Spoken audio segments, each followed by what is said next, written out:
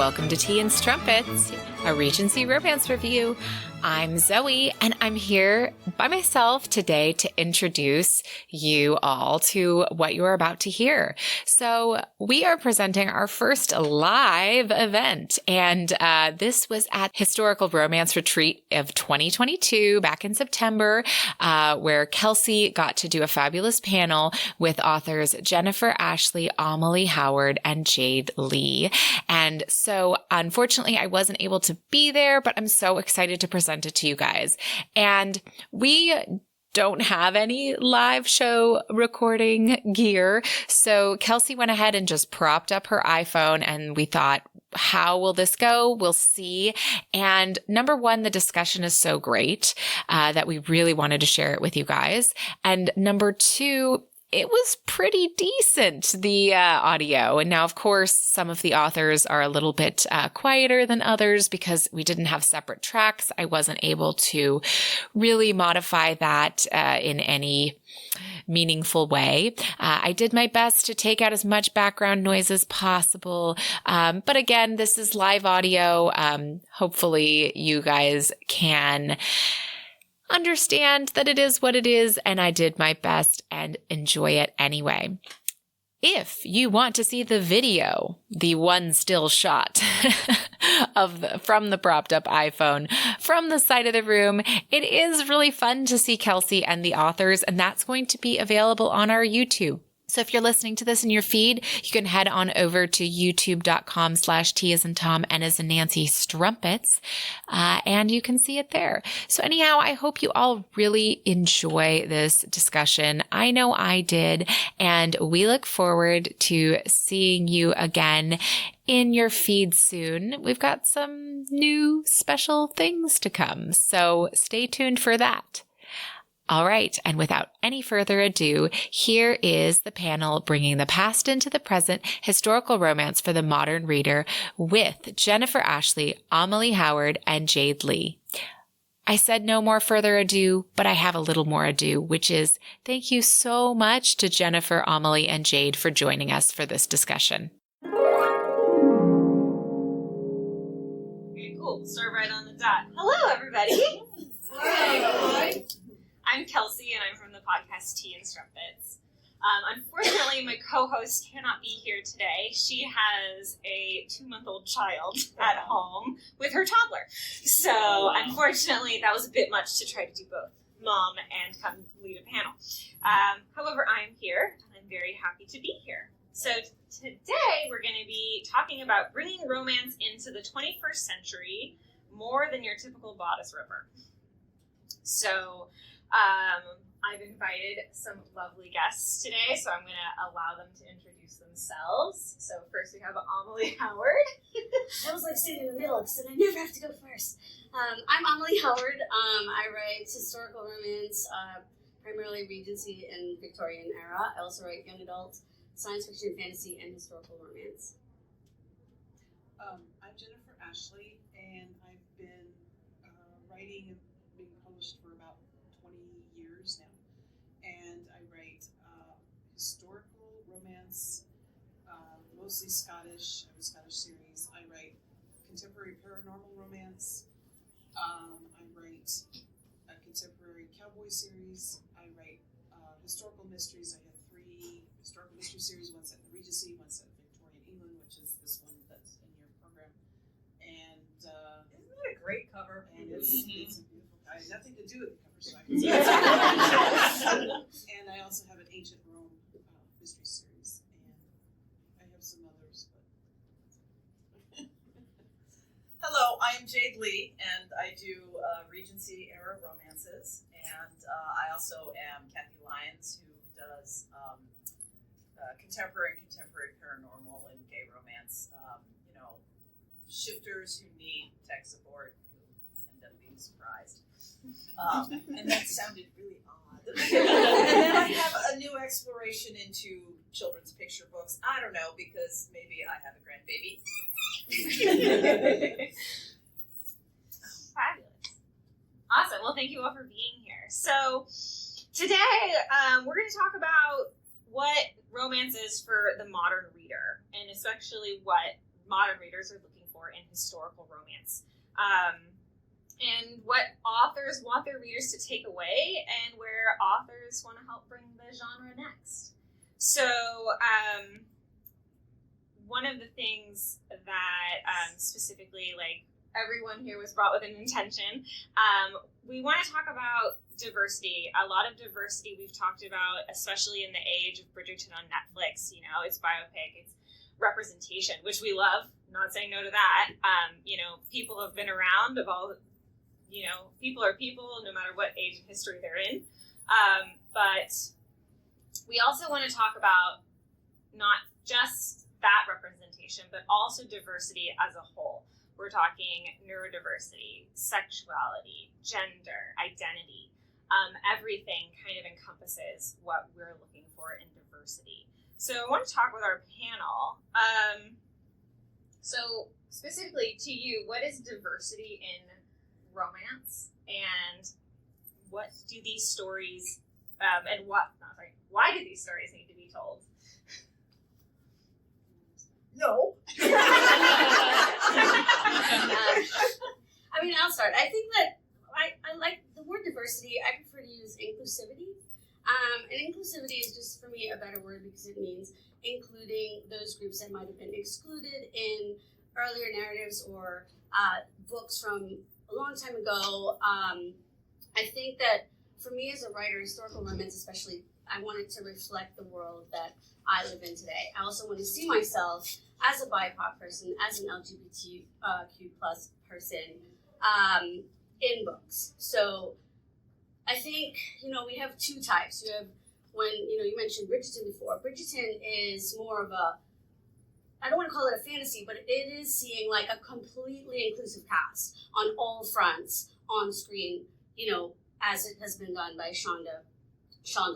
And then you have, I have an inclusive series with source books that is about actual BIPOC characters, like Sophia Duleep Singh, who was a Sikh princess. Catherine Duleep Singh was brown, a BIPOC princess, and a lesbian, and she lived that way until she died.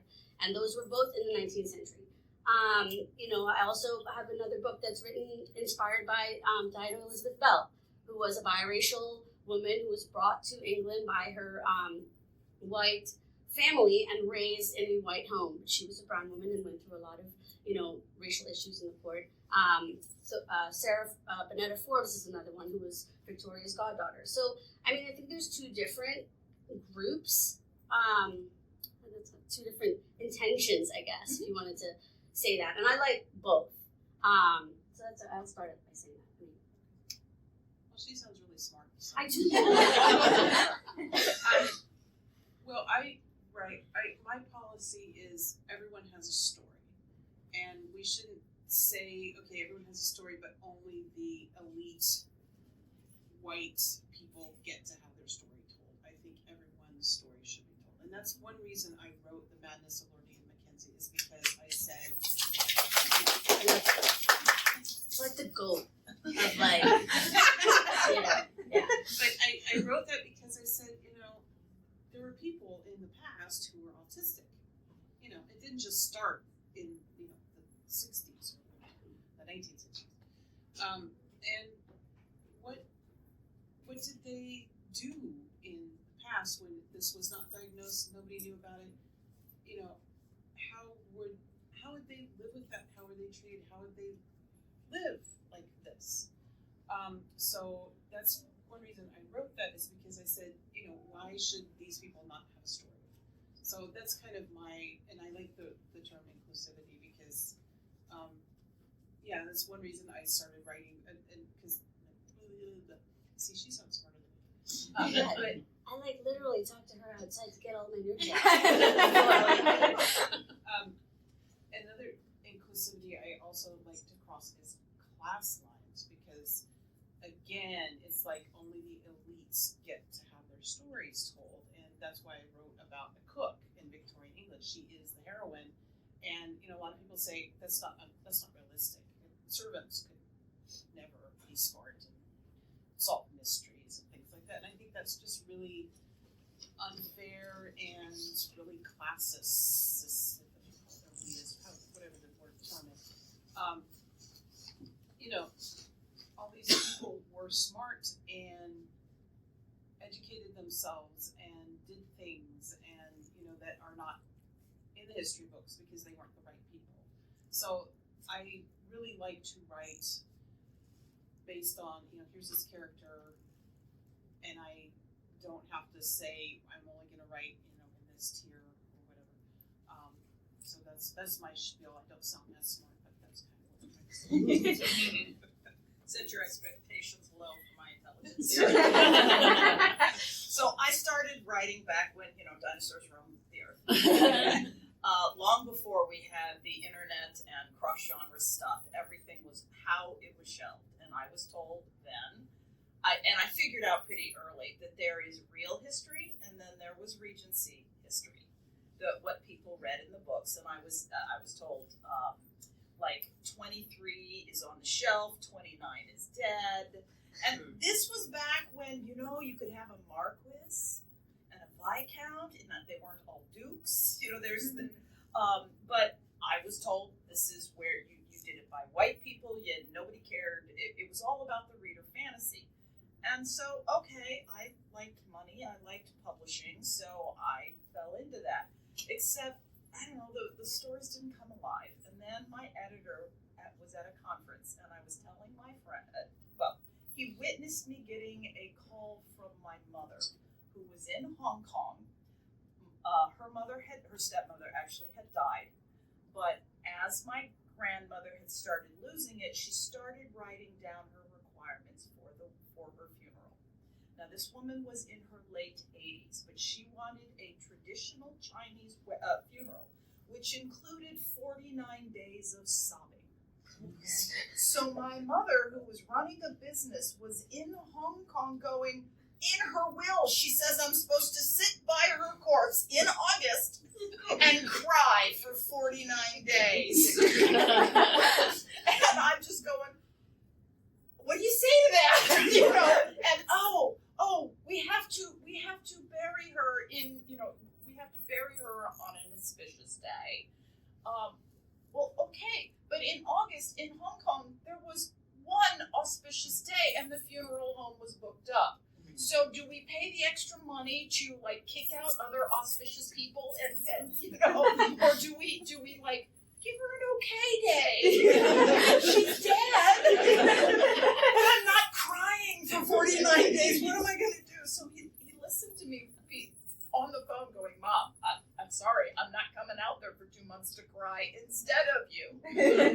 So he's like, you need to write East meets West. You need to do this, and a lot of people don't know this, but especially at that time, you had about 7 to 10 books at most to break in with a name. And if you didn't break out into Nora Roberts type's money, or at least, really show some climb there, you had to start over with a new pen name and build that 7 books again, and people would go on 2, 3 names. That's assuming your editor liked you and he liked me. So he said, take a Chinese name and do this East meets West. And I was like, okay. So then the Tiger series was born. Suddenly everyone in the industry knew who I was because I was doing Victorian set in China. I did a ton of research, and I had this a tantric cult.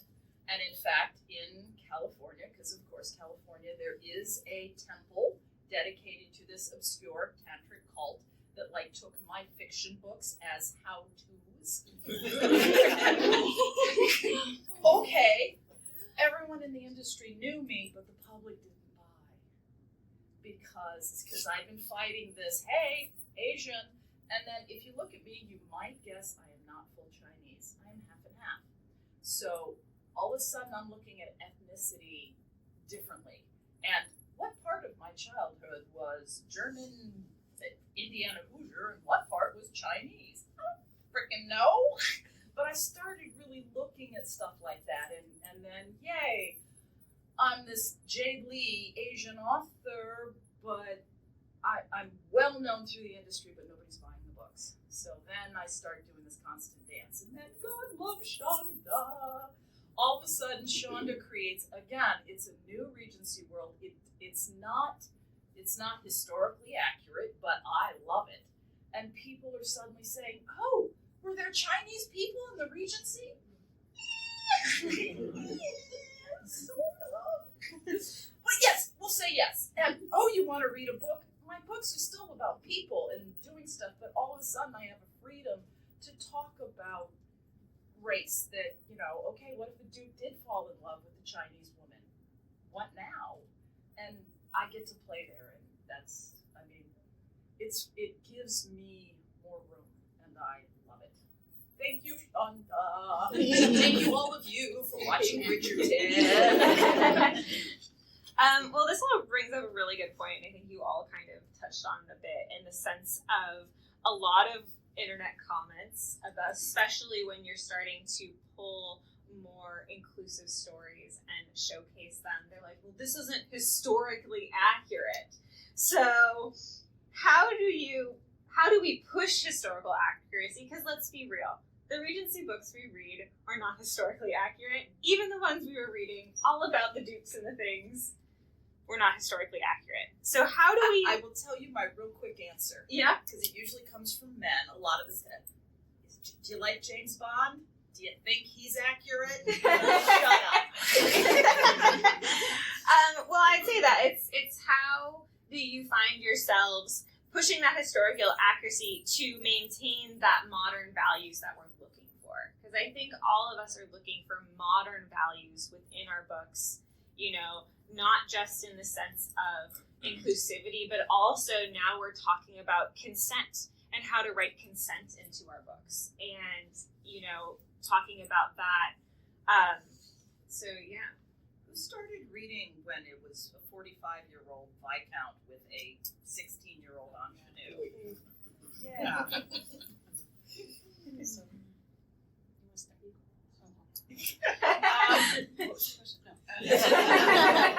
Okay, I am all about historical accuracy.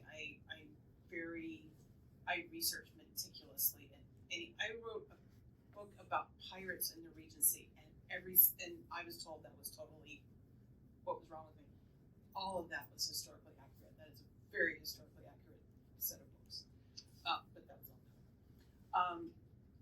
And if you do historical research, there were plenty of people of color in all of these time periods. And it is accurate to put them in our books because they were there. And I remember reading a romance. I think it was a sports romance. It was a contemporary.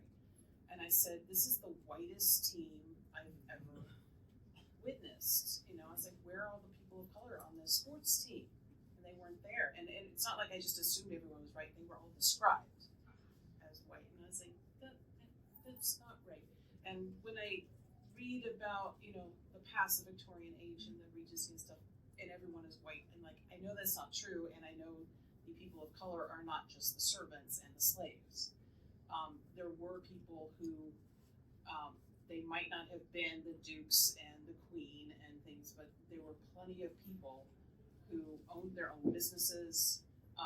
In the Regency, I think it was the Regency, there was an Indian guy who owned a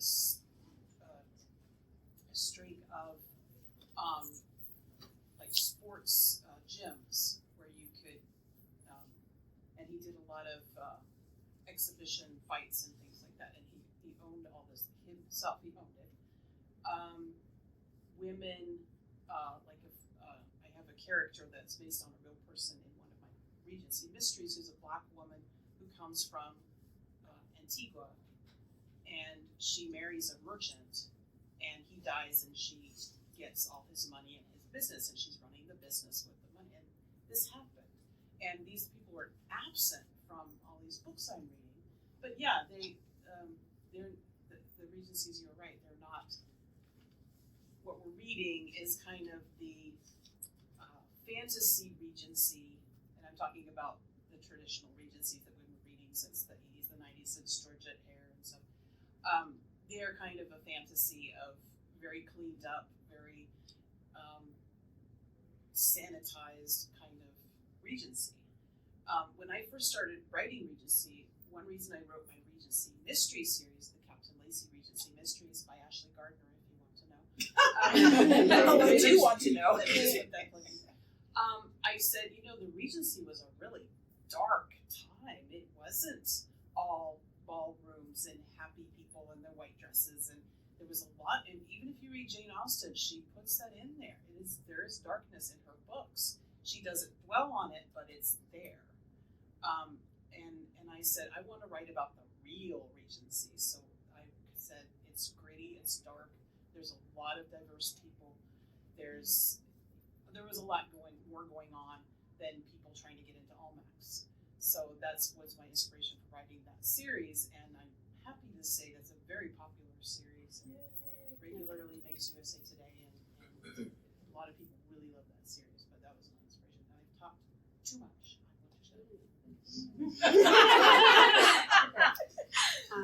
I think the biggest thing for me is the R word: receipts, receipts, receipts. And when I say that, I, as a BIPOC author, put it in an author's note in the back of my book, all of the research I've done, or most of it, that says, here's where these people have come from, here's where I found my research saying that, people of color existed, LGBTQIA+ people existed, people with disabilities existed. I think it's really important, and it's important, and it also feels like, I don't know if you feel this way at all, Jay, but like when you mentioned being biracial before, I was like, it's such a tough place to be, because I always felt like I had 1 foot in, 1 foot out. Who am I? I mean, that's an identity crisis I had as an adult. Even as a girl, I changed my name in college because I felt it was too difficult to pronounce. Amelie is my middle name. Reshma is my first name. It's very Indian. And, writing that in your books and putting like how your characters face the world, especially if you're writing a character of color, is very difficult. But at the same time, you're writing it, for me specifically, within the rules of the period, right? Which is, yes, there's going to be a lot of racism, there is going to be a lot of sexism, there's going to be a lot of other things in the courts. Jennifer was just talking about like some of the other areas of the Regency, which I think is like fantastic, because that is where you saw more of those things. In the court, yeah, it was super white. And the people that recorded history, there's a quote that's attributed to Robespierre that history was written by the victors, and when you think about it, it is true. It was written by people who wanted to reflect what they saw. What I'm trying to do as a BIPOC writer is saying there were other people in these time periods. I'd like to center them in my stories. And there's, we kind of all touched on it before, there's 2 different kinds, right? There's the one where, let's just like this book, for example, Queen Bee, is completely like Bridgerton. It's Bridgerton meets the Count of Monte Cristo. It includes everyone. That's a fantasy. That did not exist. But there are other books, in this one, I talked about you being the goat of like, writing about a character with mental disability, which was phenomenal. I mean, that really informed, like, the guy in this book is neurodivergent, and my son is neurodivergent. So, like, a lot of it came through when I was writing the book. I didn't intend to, but Jennifer's book, like, had stuck with me for years, and I was like, yeah, it was because of her book that I wrote, Lord Satyr, with a neurodivergent. Yeah, you want to make sure that the representation. Here, take this. God damn it.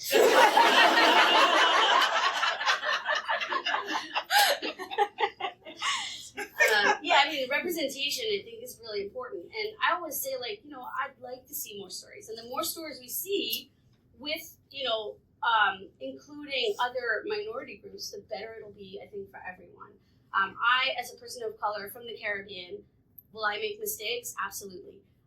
What my experience was growing up is going to be very different from a person of color who grew up in the United States, who grew up in India, who grew up in the Middle East. But I want more stories. I want more people to write, about their own experiences, their own cultures, bring them to the page. And then, I think that's just better for everybody. Well, it's the readers that are really driving this, and also the internet. So people growing up, you can't expect the 12-year-old who has just discovered historical romance to actually figure out what the real history is. She just wants to read a book.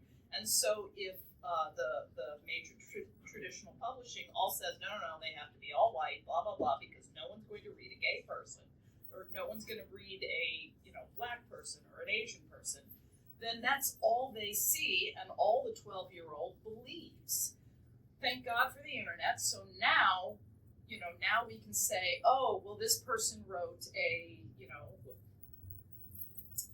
neurodivergent hero, and it was amazing, and readers loved it. And all of a sudden, traditional publishing and internet readers are going, ooh, I like that. Are there more?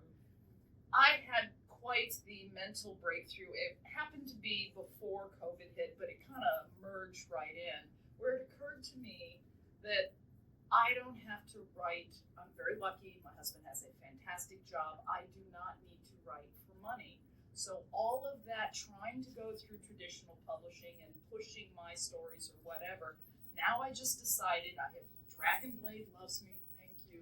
They will publish the story I want to write. So if I start cutting off the thought of, will the readers find it? Will they accept a neurodivergent heroine?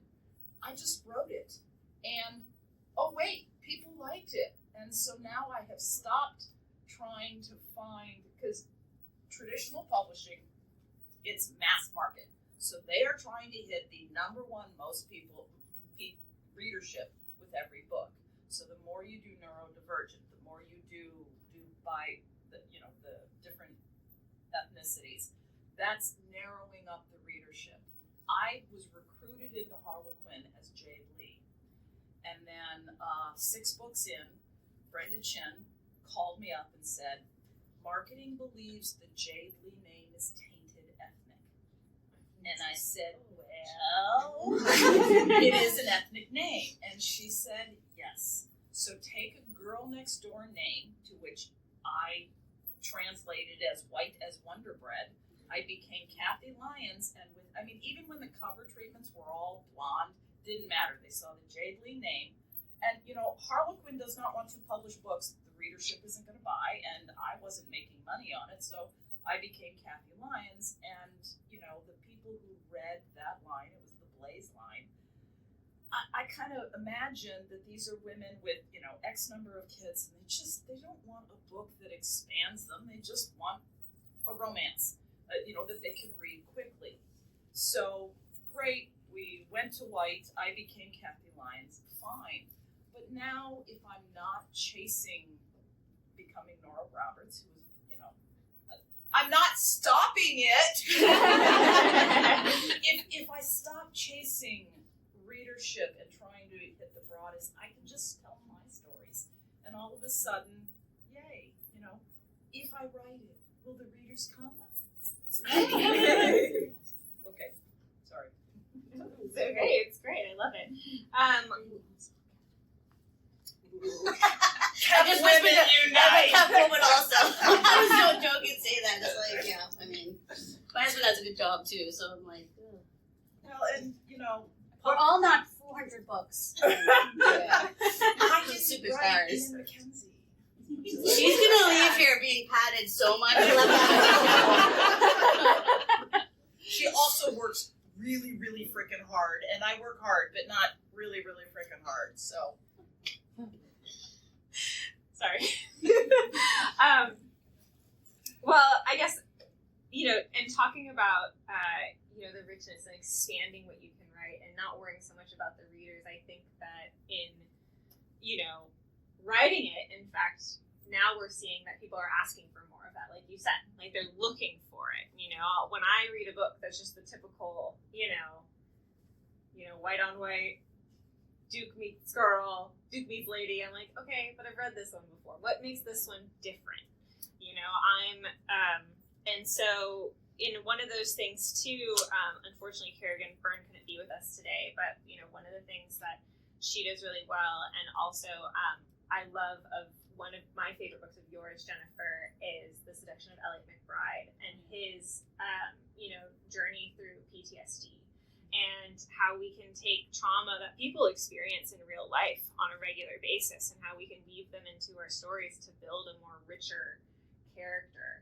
Would you say that that's been and it's not, again, it comes back to that consent, where it used to be the trauma was perpetrated by the hero, almost at the beginning in those old school bodice rippers, versus now we're seeing the hero is helping helping the heroine, or vice versa, overcome the trauma, or at least make peace with the trauma. And I think it's the make peace with it that I personally find the most interesting.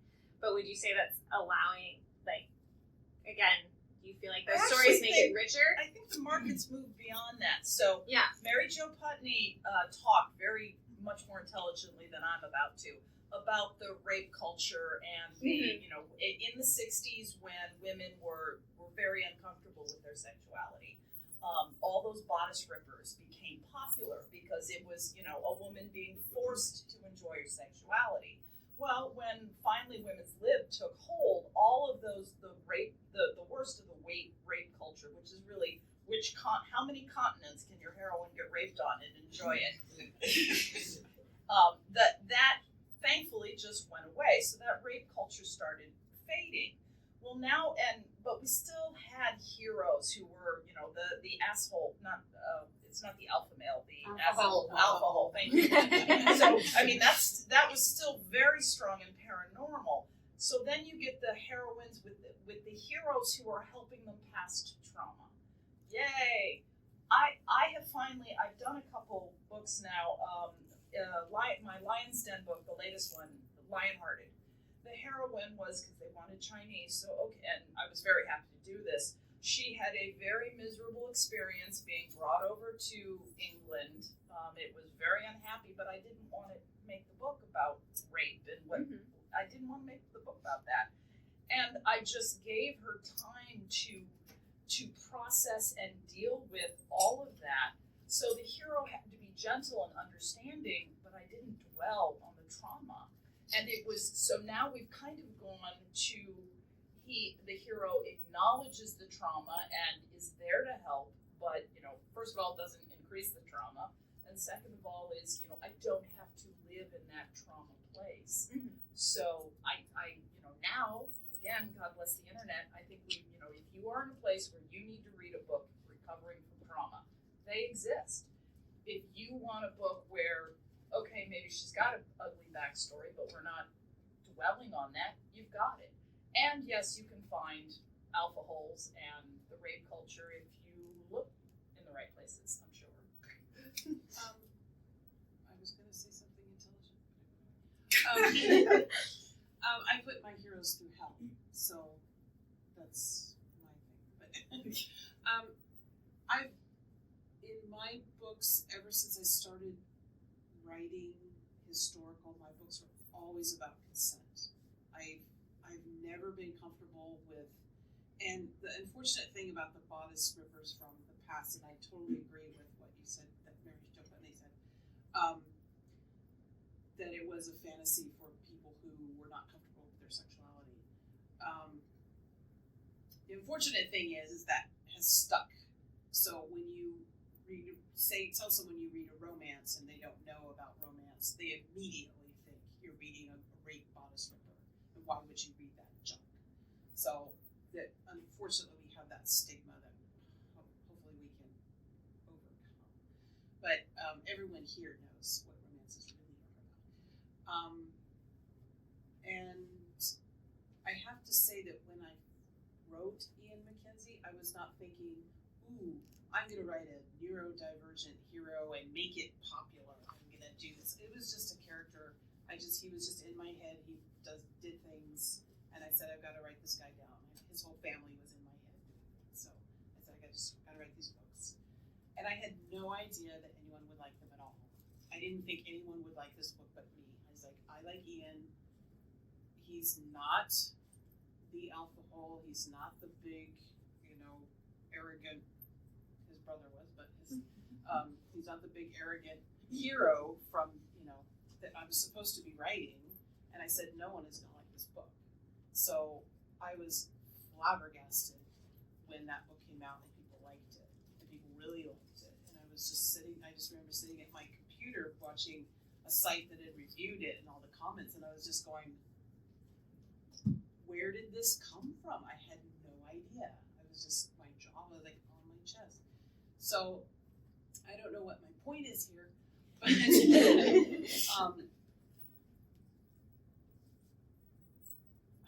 what my point is. I'm sorry, but I'll stop. But anyway, But you just write people. I just write people. Yeah.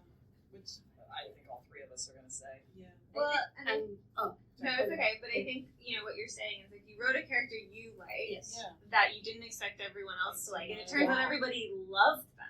Yeah. But I think it's just Yeah. to the point as you were writing a person, Yeah. and people identified with a person with real problems, like Yeah. real things they had to do, real just parts of them that couldn't necessarily be explained, but they learned how to live a life and live a full life with Right. it. And I think that's all we want to see Yeah. from Yeah. And romance novels is characters living their full lives. right. And I also say everyone deserves a happily ever after. I know in real life not everyone gets it. I mean, I do that. We all know that. But that's another thing I wanted. I wanted to show Ian finding someone that matched him, and he got his happily ever after. But I was also frustrated with books that they would get the happily ever after, and that would miraculously cure them. Oh. They would suddenly be a normal person, and what is a normal person? I don't think Doesn't exist. probably none of us consider ourselves normal, and if you do, you probably don't belong at this conference. We'll convert you. I think the beauty of romance is the safe space that it represents for you to find anything you want to read within its parameters. If you want to read about the alcohols, if you want to read about something that is traumatic, and authors have started, and publishers especially have started putting content and TW warnings in front of their books, which I think is, it's important. If people need a warning on what they're going to encounter in the book in terms of the story, especially if I've been a victim of sexual assault, stuff like that. I'm different because it doesn't really bother me if I read it. I've read a lot of those books with the rape scenes in it. It's not been traumatic, but for other people it might be. So I think TWs and CWs are, if they're informing you of what's in a book, content in the book, it's good. But what I think what I loved about Ian McKenzie is he was so complex. I know that you didn't even set out to write an ND character. I didn't as well. It changed in the middle when I was basically making him into what my son is 16, and I was going through a lot of therapy for him. He is clinically depressed, anxiety, neurodivergent, he has a slow processing speed, genius level smart, and he is the most difficult, infuriating person on the planet. But his capacity for caring when he's not being a complete dick is awesome. So I was this guy, he'll be a wonderful partner to somebody someday far away when I can't see it. He was really informing this character in the same way, you can't fix a person. And I also like reading I dislike reading about books where, you have a character that's miraculously fixed by someone, because that's not going to happen. You have to fix yourself. But the fact that they, at the end of the story, live with their challenges, learn to, they're loved for who they are, the whole package. We're all flawed. And seeing ourselves reflected in books with all those flaws, I think, is what makes the reading experience richer. It's interesting that we're talking about that too, because just now I was thinking about it, and I'm thinking about a lot of books where you have characters where they're not magically healed by the end of the book. I think all of those, and a lot of those even in the past when those weren't typical, they weren't in the mainstream, all of them became really huge successes. I'm trying to think is it Lord of Scoundrels where he's mute and he's having literally to relearn how to talk. There's a Laura. Yeah. That was right. That was Flowers from the Storm. That was a different one. Yeah. Sorry. Too many books in my brain. Yeah. Flowers from the Storm. Thank you. Never asked me a book I never remembered off the top of my head. But yeah, so Flowers in the Storm, that was really good because he suffered, major head trauma, couldn't speak, and slowly. Well, and she was a Quaker too. Yeah. I had read Regency all my life, and then all of a sudden it's we have a Quaker heroine? Yeah. But they were there. They were there. And, and I think that's, and I think Flowers from the Storm, when I've spoken with a lot of authors, that book gets brought up a lot. And it's so interesting because it's not the books I think that we recognize are like Ian Mackenzie.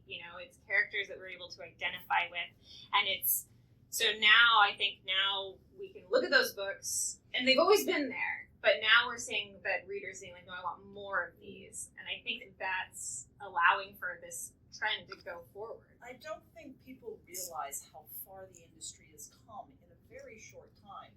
I was at an RWA conference where the big scandal, and yes, I'm old, but it's the big scandal was a Harlequin book where the hero is in the shower thinking of the heroine and he jerks one off. Men masturbate.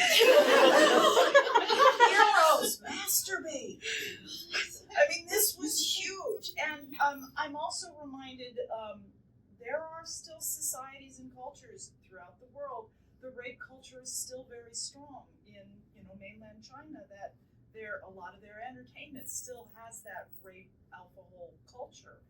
Well, and our books maybe push a little bit. So no matter where you are on the spectrum, there's going to be a trope or a feeling or a story that you just really gravitate towards at that moment. And reading these books when I was younger, I mean, because I was raised Asian, and some of that, rape culture that, getting raped as part of the price of being female was part of that. And to see, oh wait, she was raped and she got beyond that. Or maybe heroes don't treat people that way. Just, you start out reading one type of book and it stretches. And you go, oh, that's possible. And then, once you get comfortable there and do the processing, you go to the next. And you just, to have books at every level of cultural and human development, so, however PC you want to go, I want to have books there so that someone who needs it can find it and get stretched just that little bit. I would say two things. One is that, speaking to how far the industry has come, like in the last 20, 30 years, and I've seen it. I remember when I first started writing, when I was writing Regency, I wanted to write a woman of size. Not tiny. I was real thin. She had to be real thin. She has little tiny hands. Okay, I've got giant man hands here. But, she had really tiny, and the guy was always going, she's so tiny, she's so little, she's so thin. And I'm like, okay, I am a large woman. And actually, I used to be larger than this. And I was like, where are they? Every woman wasn't skinny, so I wanted to write a plus-size heroine, and I was shut down like that. It was like, oh no, they've got to be thin and petite and everything. And even when I started writing a contemporary, I was going to say the woman was size 16, which to me is skinny, because I'm way bigger than size 16. And my agent said, oh no, she's more in a size 8, we can't do it. And I was like, seriously? But thank God people have started writing heroines of real shapes and sizes. So that has changed. I mean, because I could not write anybody bigger than a size 8. But it's funny, if you look at all the art from the period, all the women are full-figured. Oh yeah, they really are. And it's very strange. So, and the second thing I want to say is I was at a RWA conference probably 5 years ago. I think it was here. So it was the last time I went to RWA. But anyway, I was at a meeting of some kind, and I looked at the woman beside me, and she was just this nice woman with a hat. And I looked at her name tag, and I said, "You're Laura Kinsale!" Oh my God! And they had a big fangirl meltdown in the middle of the meeting, and someone was speaking, and we were supposed to be quiet and attentive. And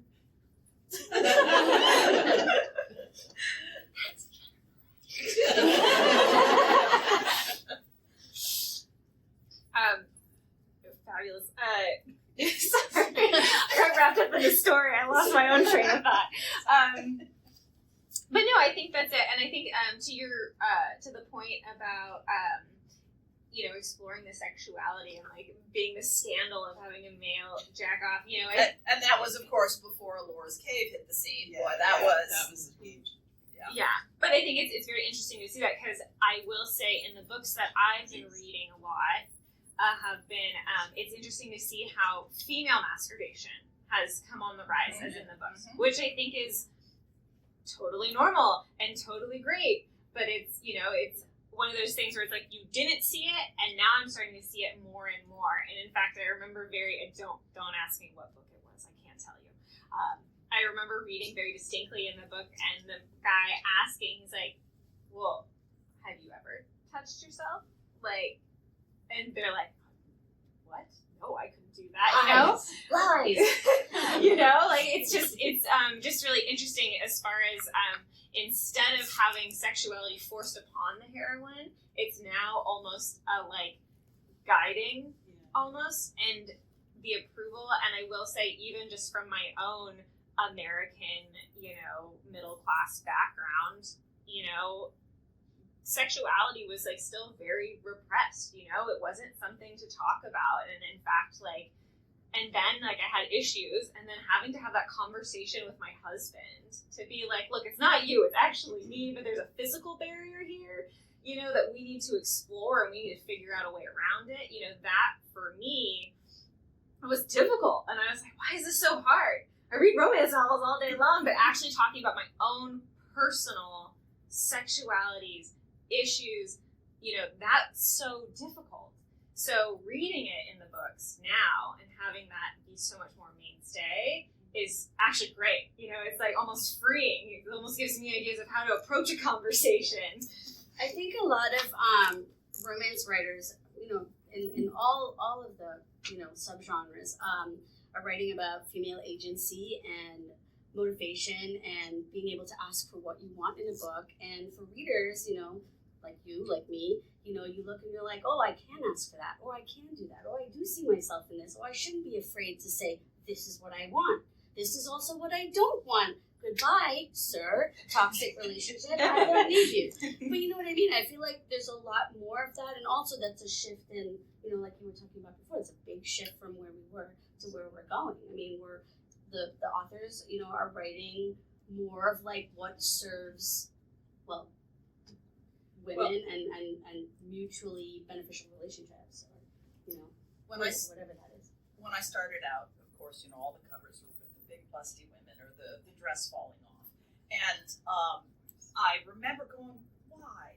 I mean, I don't need to see a half-naked woman. I do. And I mean, equal opportunity. Okay, fair. But I've also been married for a long time, so I don't know, I like everybody. the author sold to an editor who published the book, but the publisher sold it to a distributor, and the distributor sold it to the bookstore. And all the distributors were men. And so they would not, women knew what a romance was, and they would find it no matter what was on the cover. But the distributors would not pick up the book unless it appealed to them with half-naked woman on the cover. So, there's a lot that I think is wrong with the internet.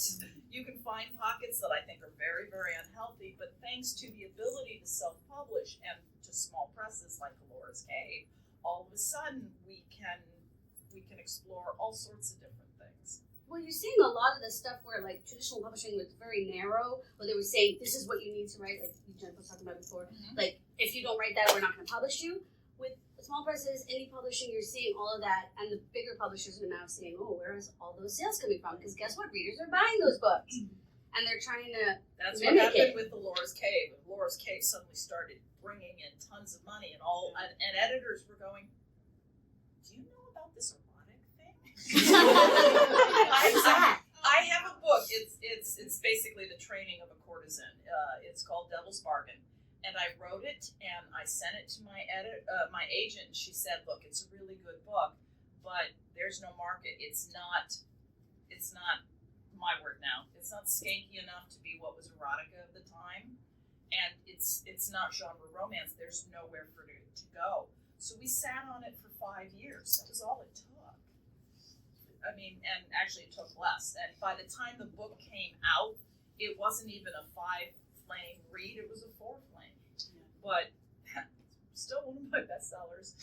It is about the training of a courtesan, but they don't actually make love until the last 20 pages of the book. And it's just all about the rise of sexuality and yeah. was a good book. Listen, I have a guy playing a woman like a cello in this book, and somebody gave it 2 chilies. I was like, that's more than 2 chilies.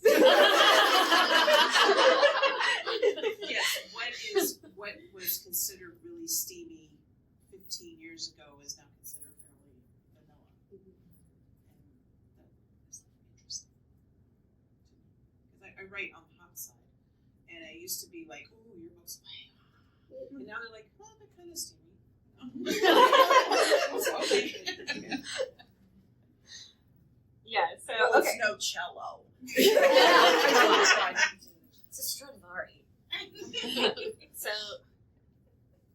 taking it into the future, I guess, like we've seen the trends and we're really happy where things are now, but obviously if we want to continue it, how do we, as readers, how do we support authors who are writing those inclusive stories, those different stories that we want to hear? How do we encourage the changing of the publishing industry in order to allow those stories to be published? That's from dollars. The joy and the sadness of it is the reader is always right.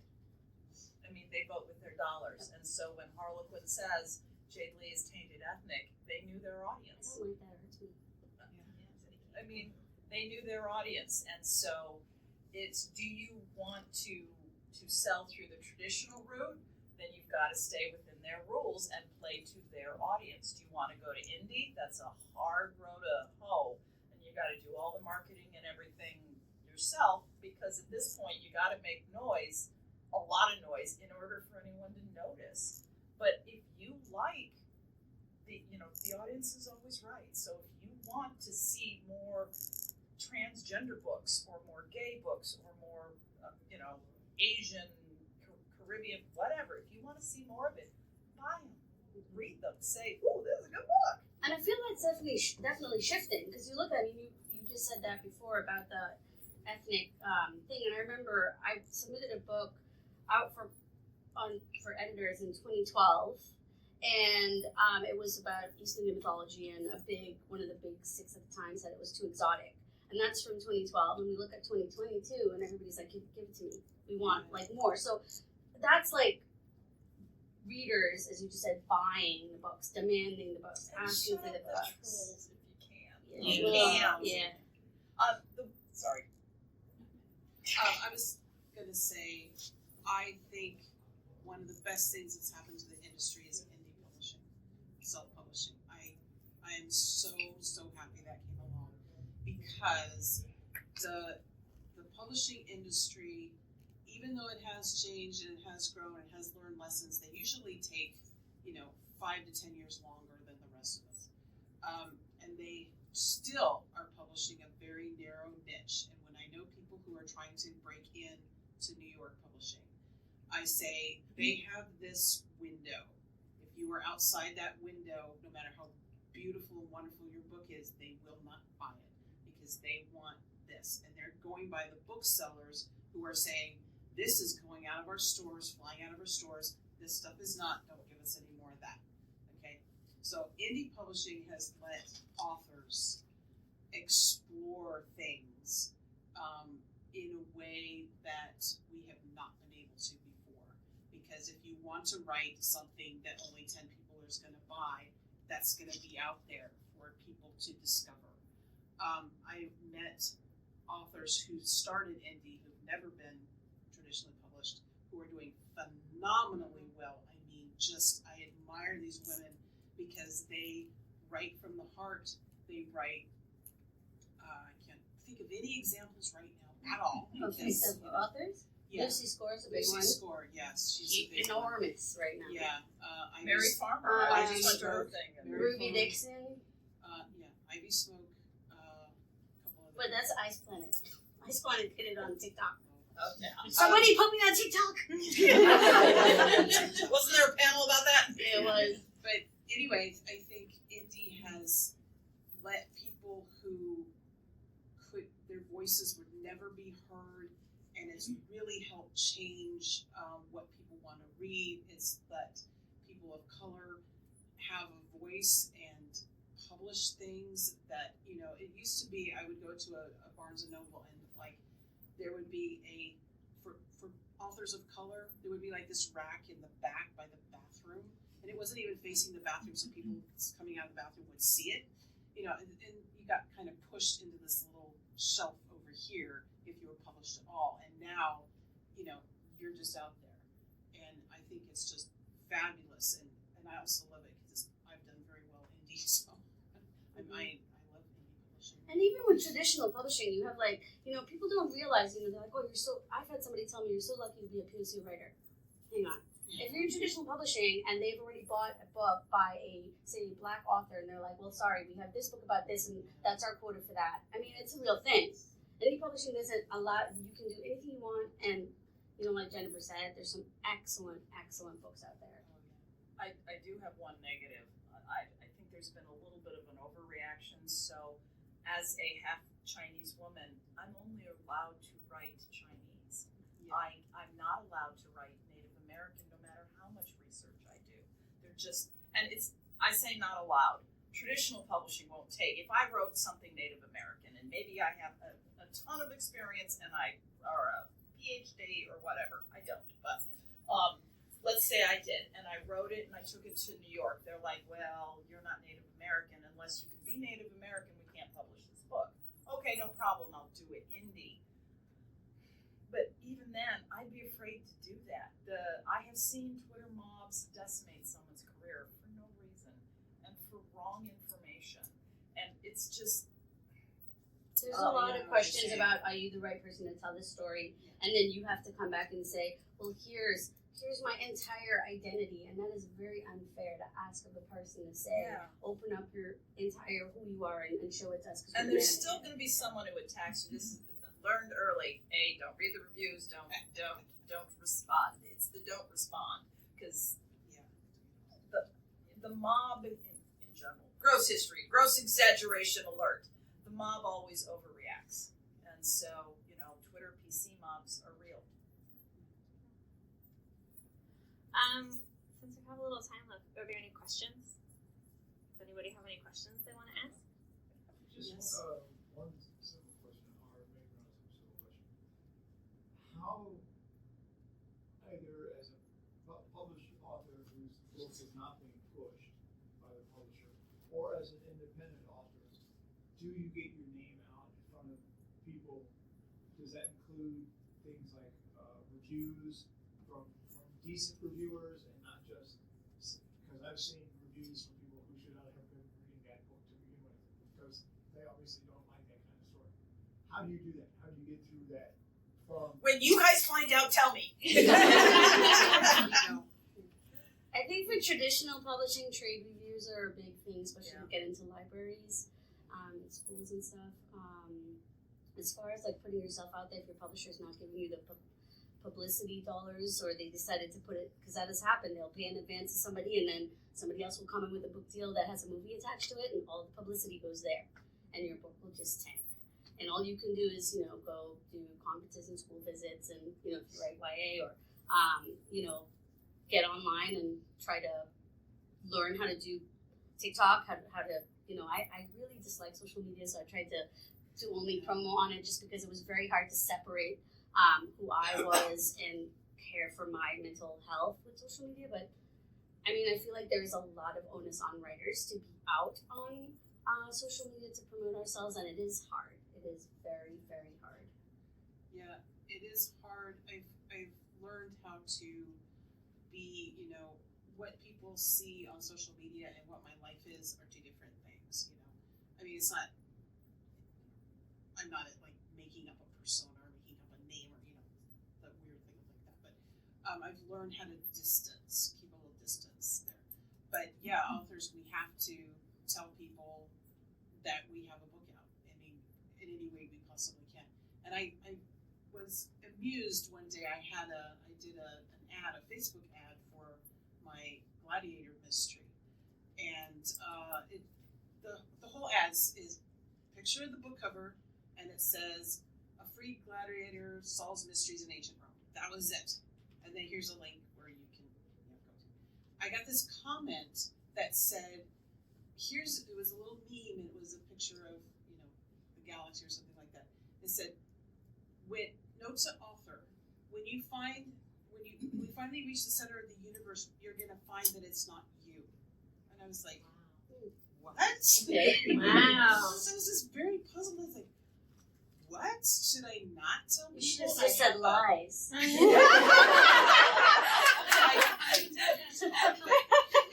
thought that was really bizarre. I was like, it's a cover of the book with a little tagline, and here's the thing. I said nothing about me, nothing about anything. It was very It's more weird. about them. Oh yeah, I know that. I wasn't upset. I was just like, why would someone think that? That's very strange. Like, I shouldn't tell people. I should have a book out and go, nobody should know.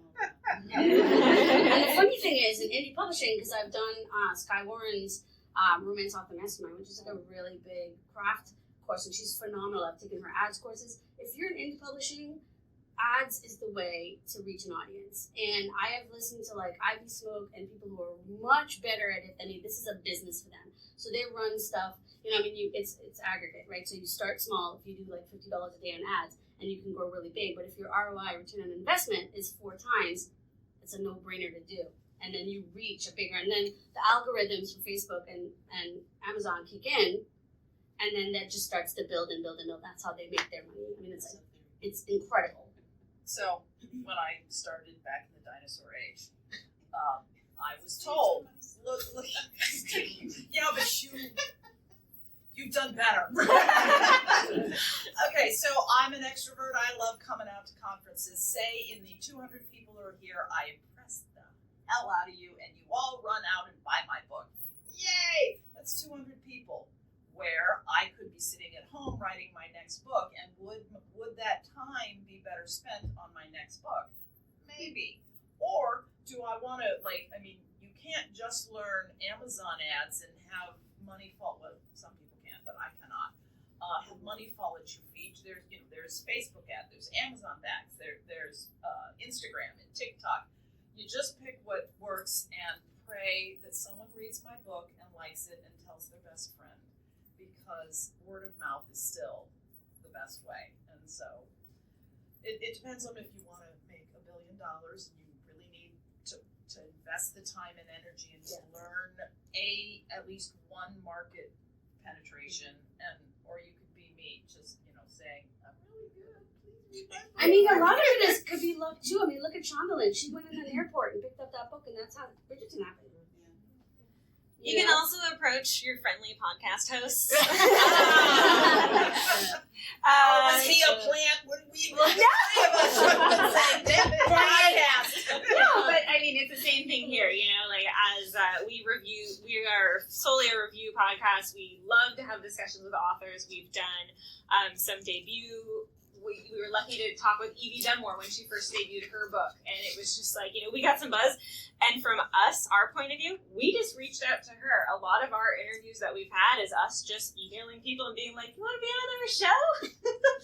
And so, and especially for a new author that's debuting or they could have a book, typically we'll want to, we read the book first. Our policy is if we can't say anything nice about it, then we wouldn't want to promote it, only because you worked hard on it, and just because it's not our cup of tea, like you said, someone who read it that's not their thing, that's okay. I'm not a big fan.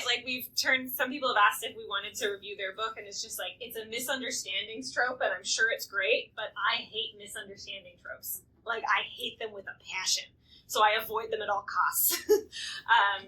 So that's, and it's just that's just not our trope, and we wouldn't want to promote negativity with it. We want to promote positivity with this. We need to convert her. Give her your Rex. You can. I'm all for getting a recommendation. Super. I don't know when this thing ends. And we have half an hour, I think. It goes till 12:18. Was it? I think that's what it was, yeah. Cool. Anybody got more questions? We'll go with you on the aisle right there, and then we'll come to you. There was a good discussion in the writer's workshop at the beginning of the week about one way to think about being more inclusive is to do less physical description, so that the reader can see themselves in the story. And I thought that was I've been thinking about it, and I don't know, I think it's kind of cool.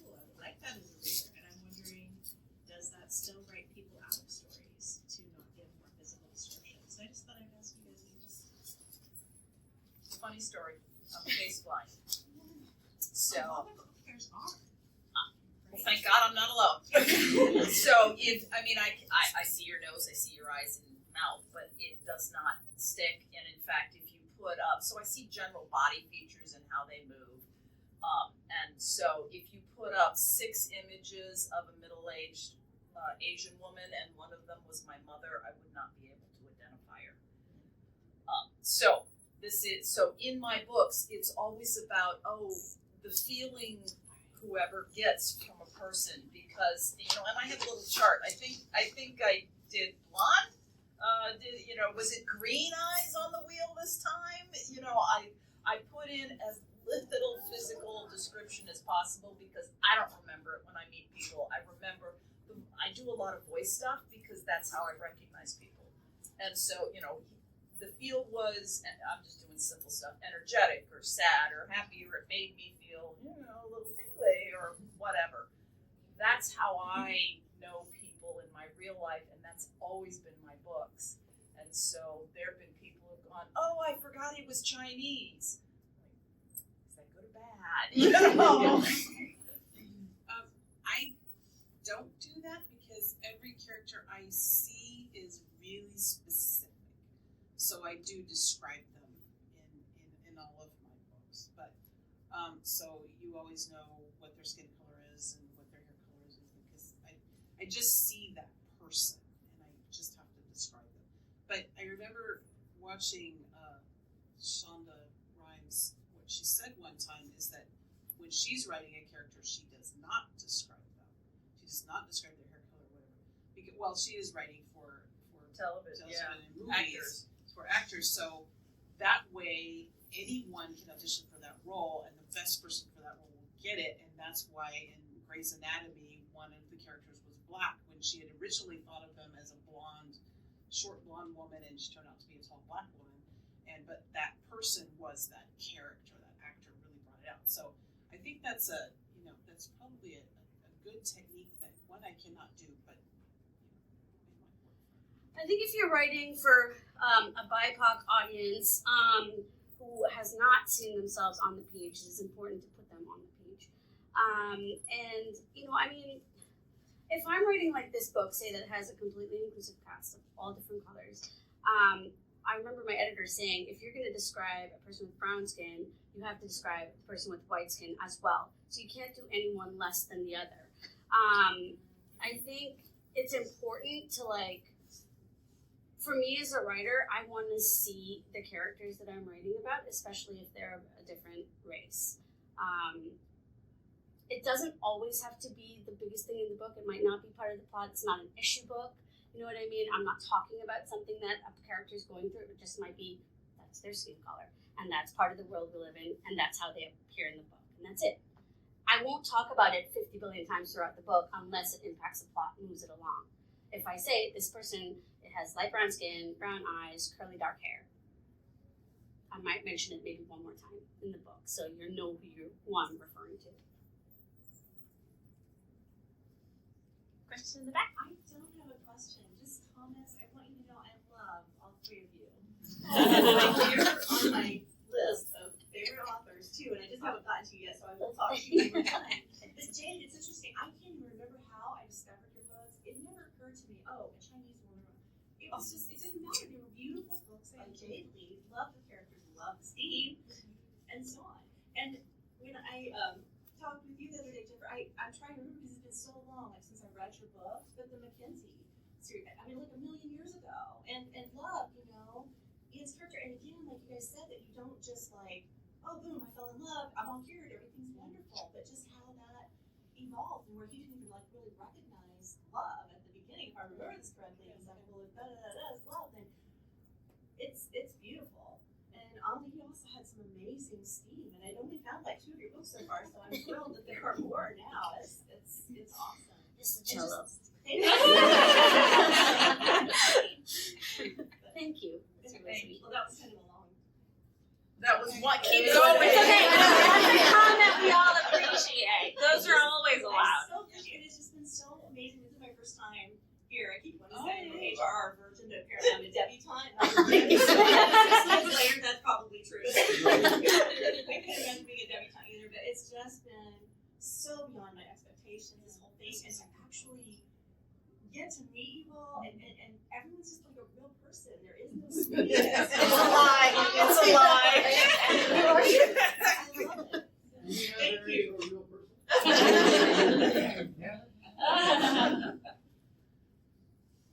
From your experiences, is there something that you would love to write that you're not sure if you want to? I mean, you want to, but you don't. You know what I mean? Yeah. You can go ahead. I'm writing an amazing, I haven't written it yet, but I got invited. Kara Gimburn, who was with me, who is an incredible person and writer and a great friend of mine. She is doing a Pride anthology next year, and she invited me to be part of it, so I'm going to write an FF story, and I'm really excited about it. I love Kara. She's amazing. I'm gonna be in the same anthology. Yeah! Me too. Then both of us are. Well, I'll be reading next year. It's called Pride, Not Prejudice, and it's next year. Next year It's June, sometime. coming out. Well, it'd be Pride Month, so it's coming out in Yeah. June. Yeah. And Okay, so pre-orders go up. I'm not sure yet, but Now I know a June podcast episode. I'm also gonna do an FF. There's actually in this series, the Cat Holloway mystery series, there's two characters who are two gay women, and I'm just gonna do a little. I love those two. I'm gonna just write a little story about that. It's probably gonna be short because I don't have a lot of time. But I have the reputation for if I think of something I want to write about, I just do it. So and everybody hates me, but because I do it. But and I'm trying to think if there's something. There's stuff I really want to do. I want to write a contemporary mystery series with a male hero. I like writing male point of view, first person point of view male, because I'm now writing my Gladiator like that. I just really enjoy that. I don't know why, but I'm gonna go with it. So I haven't thought of anything that I've said absolutely I won't do it because I shouldn't. I'm just. I won't do RH because I'm a super jealous person. It will never come across. I'll be like, no. I like you and you alone. So at a certain point in our lives, you hit middle age and menopause and all of that, and my father has Alzheimer's, so we're dealing with all sorts of dementia issues. And a friend of mine, she's fine now, but when she was diagnosed with breast cancer, she just started, you start thinking about how much time do I have left. So this has been very prevalent on my mind lately. And not just physical body, but Alzheimer's is hereditary, so maybe I have Alzheimer's at this point. But let's say I have only so much time left to write. If I could only write one book, what would it be? And that gets me thinking. I have random ideas that show up, but if I have a finite amount of time, if there is one idea that I am burning to write, why aren't I writing that right now? I'm not supporting my family, thank God. Yay, being a kept woman. So what is that one story that is burning in my gut that I've got to write? Something that is expansive and maybe cinematic, or I don't know. So I'm, it's like, I've almost gotten frozen lately because if I only have so much time, what do I want? What is the thing that needs to come that only I can write? And I don't know yet. I have some ideas and they're just starting to percolate, but I just recently got into that space and time of going, I was just invited to do, gay romance in the Regency, and yes, I have an idea. I have a couple ideas. But is that burning in me? Is that a story only I can write? Hint, I'm not gay. Should I even write it? And I have done gay romance, and so I understand it. But what is burning in me to say, I don't know. But next year, maybe I'll have an answer.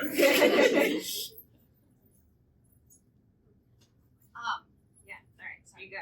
Okay. I was just wondering if you guys had any recommendations. I have yet to come across a book that represents me. I have bipolar disorder, and I feel like every time I see a bipolar character, at least a hinted one, it's always a really negative. They're Autistic has really come into the literature. I agree. I haven't seen much bipolar. Yeah, they always they've committed suicide. They made a mess of their lives. They ruined their kids. I just didn't know if you. No, I know. I have seen one, and now I do too. what was that book? I know I have seen them out there. Okay. But you're right. There's not a lot. There's one or two. I've read one, but I can't remember it right now. And it's indie, and it's well written. I know Grace Calloway has a bipolar hero, but I haven't seen bipolar hero. I'll even take a hero. I have yet to find that. So. I know they're out there, so keep looking. I know they are. I'll see if I can remember what the name I'm gonna see if I can. Any question in the back? Yeah, since you specifically mentioned the 60s and the sexuality at the time, do you think that the current environment is driving how you're able to change your writing? Shonda has helped me enormously. I'm kind of seeing, this may be weird, but I'm kind of seeing where people are starting to object to the too much erotic. Clean and wholesome is Clean and apparently wholesome, this huge. I'm Yeah. seeing that a lot, so I'm thinking, well, I also think that what happens is like erotic romance got big and it kind of drove out the readers who didn't want to read that. So I think we're seeing an upsurge of people who are saying, hey, we want to read what we want to read. So, But that's for a long time, clean and wholesome was only in the Christian. yeah. And now there's clean and wholesome, and it's mostly indie. Yeah, and because I did a Regency series where I said, you know what, I'm just going to do a clean and wholesome Regency Tradition. trilogy. That's what I grew up on. It was all about the neck. And I did that. I mean, you knew these people were going to have sex, once the book closed, but it was just kind of the lead up to their relationship. So I did that, and I really enjoyed it. And I'm not saying I'm going to do another Regency series, but I decided no, that'll be hot. So did that answer your question, or did I not? I just wondered if it was more readers that are driving it versus environment. What's coming to me? Well, so Almost a Scott is the third book in the Scott series. I was writing that when the Roe v. Wade was struck down, and I mean, I'm writing Scottish Regency. It's not like Roe v. Wade is a topic in the Scottish Regency. But I ended up writing this real female empowerment, our heroine. I mean, it was like, women, let's stand up. And I put it, and so that all poured into my book, and my editor said, I don't know what you were drinking, but I love it. So it's coming in that way if you're talking like the political environment. And yeah, because I'm dealing with Alzheimer's, there's going to be a hero or heroine who's dealing with elder care with, a crazy or dementia dad, because I'm guessing there was dementia historically, maybe. It's not a new disease. So that comes more, and I just pray that the reader likes it. Go with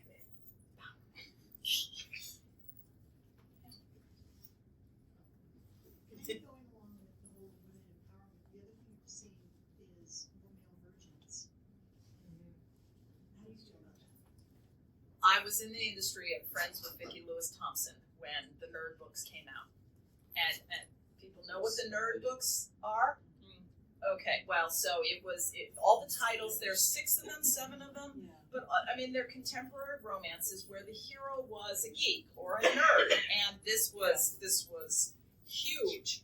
And she had to fight for that first one to get released. And even when the sales were really good because they exploded, she still had to fight her editor. Her editor told her, look, I'm sorry, but it's not a romance and she admitted it's not a romance for her. It's not a romance unless the male is more sexually experienced than the female. And, that the male, I'm happy that we're getting more male virgins, but that is really entrenched in the romance industry still today, I think. Yeah, I mean, if we're talking about modern terms, like the women, like and female agency and stuff like that. I like the reverse. I like being, I'm like a, alpha outside of the bedroom. I actually, when I first started writing romance, I wrote a male virgin in the Regency. He was, I can't remember why he was a virgin, but maybe he promised his mother or something. But And I really I actually think he did. I think he did. He promised his mother. Well, I never published it, Oh, so you don't know. okay. It was somebody else's book then that he promised his mother. It Yeah. probably was. But I wrote that a male version, and the woman was a courtesan, and they got to. It was. I love this story, and I forgot to write it, but and I that was like my first book I ever submitted, and everyone was like, "No, you can't do that. You can't." I got a lot of that when I first started. You can't do that. You can't do that, and that just drove me bananas. So that's why I kind of am a rebel now. But yeah, and yes, it has gotten more, and I think that's really cool because I'm all for women being, I like all the lines being kind of smudged, right? Saying that it's not a romance because the guy isn't, the leader in the romantic relationship is just like. Jamie and Outlander. Isn't he a virgin? Yes. Yeah, exactly. And that little book Outlander. I don't know. Yeah. I know Yeah. it's really weird. It's like a lot of the stuff I wanted to do. I hadn't read Outlander, but I was like, I want to do this because that was like back before Outlander came out. So that's how long ago that was. But things I wanted to do, people say you can't do that, you can't do that. And then Outlander came out, and she did all that. And then they were like, oh wow, but that's her. You can't do that. And it's like that's so bizarre. Well, she hadn't read romance before. She just submitted wrote a historical what she wanted to write. time travel I weird think thing. she said that she doesn't think it's romance. No. She She said says it's not it's romance. not Yeah. And Jamie was younger too. It was, and there's a lot of they call it younger man, older woman. Ooh, yum.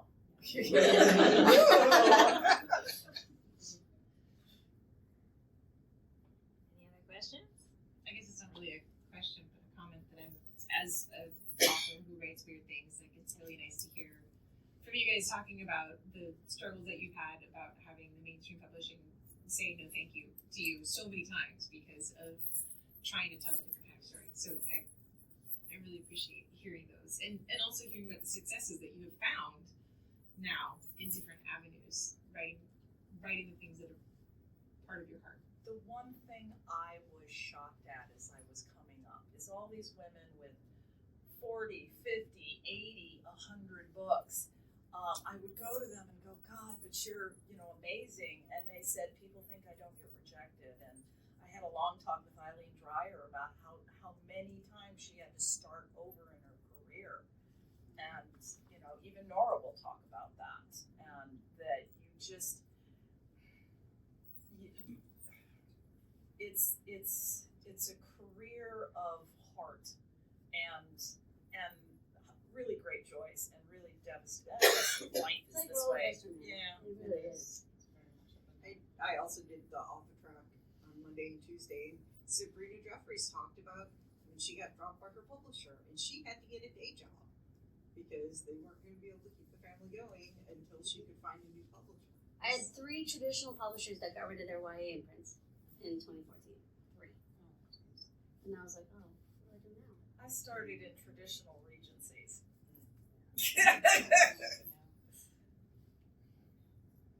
But keep going. Keep writing your Yeah. stories. No, I mean it's self-published. And that's some been of really the books that I'm like, okay, I'm writing this because it's fun and whatever. You get surprising results, and even if that book doesn't take off, it helps. You grow as an author. You grow as an artist. If you're not expanding yourself as an artist, you're growing stale. I always say that no writing is wasted. Even if you can't sell that book or you don't even finish that book, every book you write grows you. It teaches you something new. It teaches you how to, not make a mistake you made before. Every book advances you, so no writing is ever wasted. Thank God.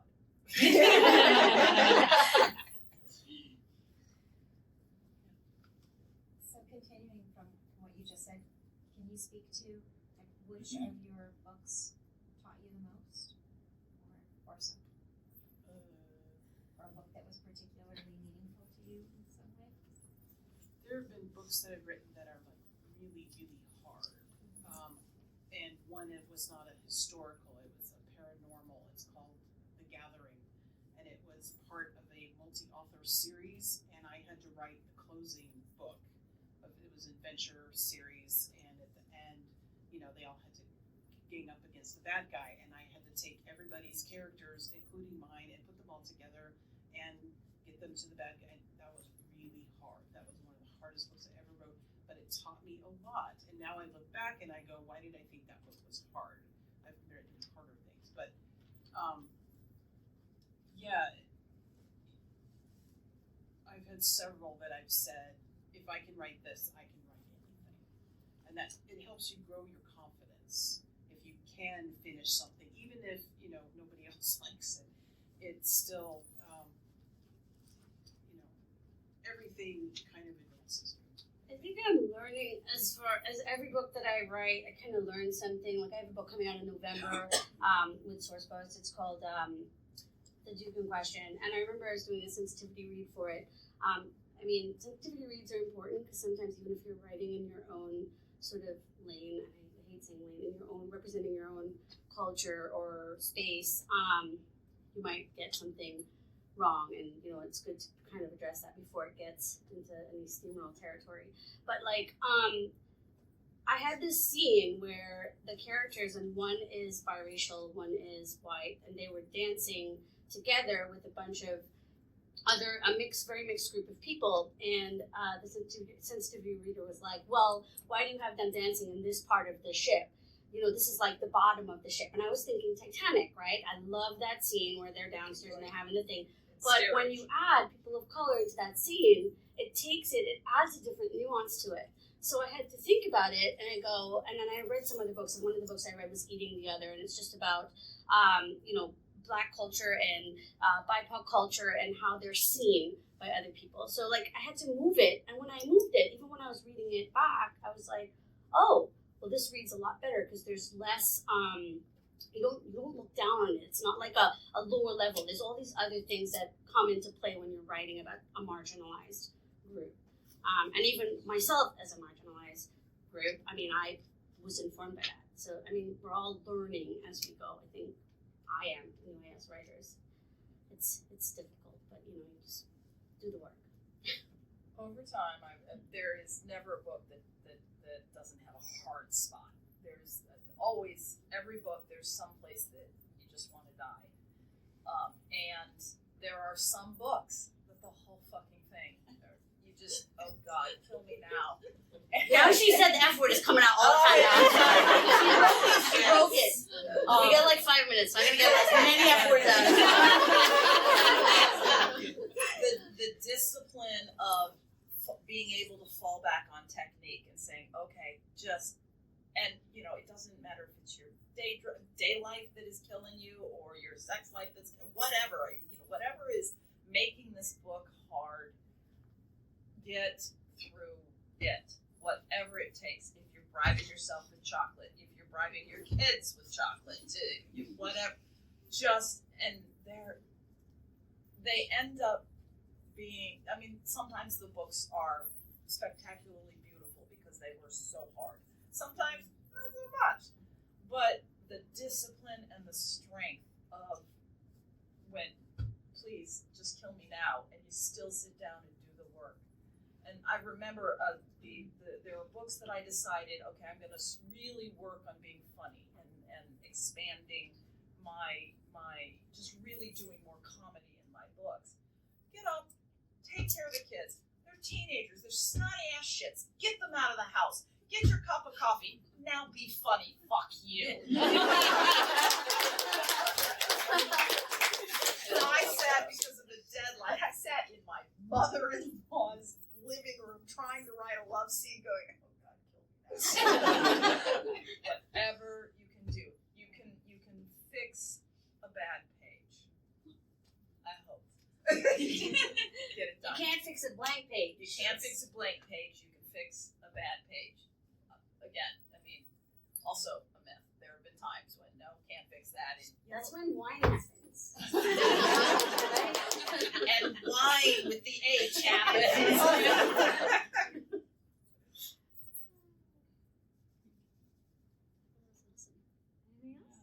right, cool. Well, we're a couple minutes early, but thank you all for joining us. Thank you. Buy our books. Okay. Yeah.